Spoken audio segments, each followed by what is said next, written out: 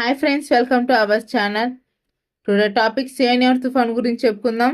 చూసినట్టయితే ఈ తుఫాను మెల్లమెల్లగా వాయుగుండం నుంచి తుఫాన్గా మారి మన కోస్టల్ ఆంధ్ర వైపు వచ్చే ఛాన్సులు కనబడుతున్నాయి. అది ఏ రకంగా ఉండబోతుంది, ఏ ఏ జిల్లాల వరకు ఈ తుఫాన్ ఉండబోతుందో, అలాగే వస్తాయి ఎన్ని రోజుల వరకు ఈ తుఫాన్ ఎఫెక్ట్ మన వైపు ఉండబోతుందో మనం ఈ వీడియోలో తెలుసుకున్నాం.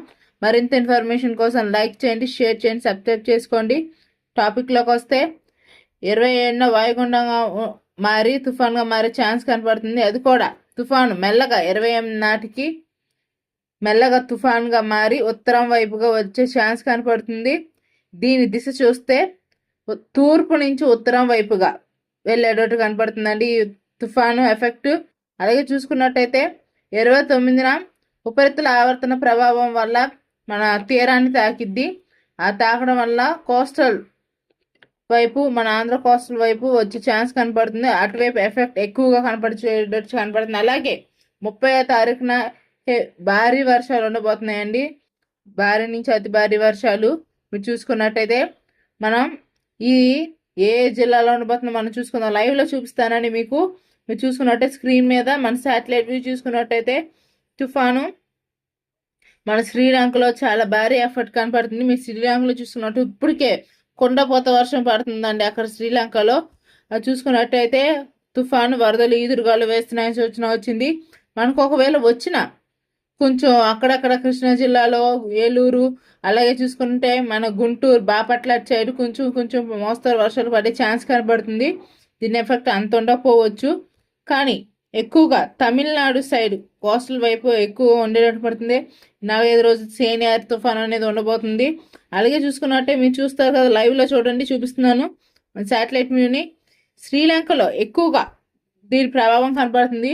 దీని ప్రభావం మెల్లగా 27న బంగాళాఖాతంలో తుఫాన్గా మారి వాయుగుండం అది మెల్లగా మన కోస్టల్ వైపు వచ్చేటట్టు కొంతమంది, అంటే తమిళనాడు నుంచి వచ్చి ఆ తమిళనాడు నుంచి మన వైపు వచ్చే ఛాన్స్ కనపడుతుంది. మీరు చూసినట్టయితే స్క్రీన్ మీద కనపడుతుంది కదండి, పాండిచేరి, చెన్నై వైపు నుంచి వస్తుంది.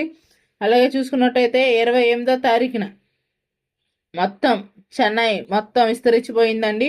అలాగే పాండిచేరి ఇటువైపు తంజావూరు సైడ్ ఎక్కువగా కనపడుతుంది. మీరు చూసుకున్నట్టయితే ఈ ఏర్పడిన అల్పపీడనం అనేది.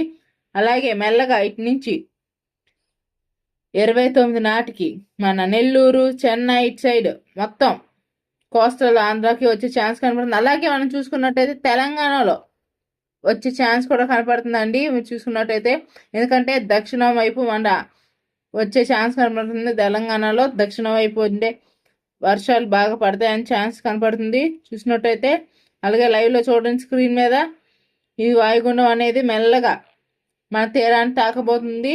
29 నాటికి ఉపరితల ఆవర్తనం అనేది మెల్లగా మన వైపు రాబోతుంది. అందుకని మనకి 30వ తారీఖున భారీ వర్షాలు ఉండే ఛాన్స్ కనపడుతుంది. ఇంకా కొంచెం ఇది స్థిరంగా లేదండి. మీరు చూసినట్టయితే కొన్ని మారుతూ ఉంది. ఏ రోజుకి ఆ రోజు దీని అల్పపీడనం అనేది రూపు కొంచెం మారుతూ ఉంది. ఇది ఎటువైపు వస్తుందో వచ్చే ఛాన్స్ తెలియట్లేదు. మనం అనలైజ్ చేసి చెప్పబోతున్నామండి. ఎప్పటికప్పుడు మీకు మారుతున్న ఈ దిశలు అవన్నీ ఎప్పటికప్పుడు అప్డేట్ ఇస్తూ ఉంటాం. మళ్ళీ చూడండి, 30 నాటికి నెల్లూరు, చెన్నై, తిరుపతి ఇటు సైడ్ భారీ వర్షాలు ఉండే కనపడుతున్నాయి. మిగతాది ఇంకా అంతగా లేవని మేరే ప్రాంతాల్లో ఉంటే కనుక దీని ప్రభావం వల్ల కొన్ని మోస్తరు వర్షాలు ఉండే ఛాన్స్ కనపడుతుంది మీరు చూసినట్టయితే.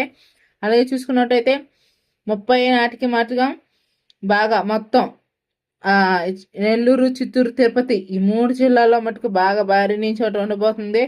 తర్వాత చూసుకున్నట్టయితే 1వ తారీఖు డిసెంబర్కి కొంచెం తుఫాన్ అనేది తగ్గే ఛాన్స్ కనపడుతుంది. మీరు చూసినట్టయితే కొన్ని ఛానల్స్లో మిస్లీడ్ చేస్తున్నారండి.